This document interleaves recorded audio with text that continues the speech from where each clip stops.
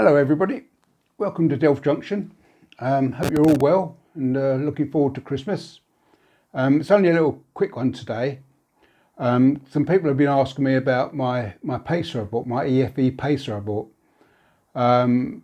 It's a lovely little thing. It's a bus on train wheels. It's only got two single axles per carriage, and unless you've got a proper laid out layout, which mine isn't, because I've got some really bad bends in it. I suppose I've got about 40 locos, and 95% of them run around my layout, but the EFE pacer didn't.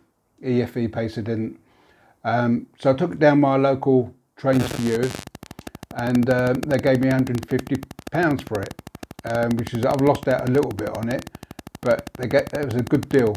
And with it, I bought a Class 66 Bachmann, and I love it. Anyway, but the pacer, which I could have had it on my layout, because it's a lovely little thing.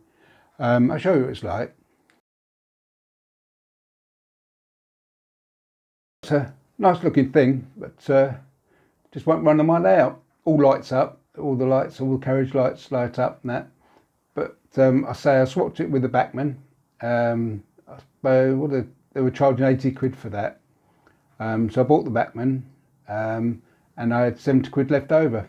So I went on a bit of a spending spree. But Trains for You in Peterborough, they really done me well. They didn't do me at all. They gave me a good price for it, considering it was second hand. Anyway, what I'm going to do now, I'm going to let me old 66 take you for a ride round track 3, my layout, and hope you enjoy it. So see you later.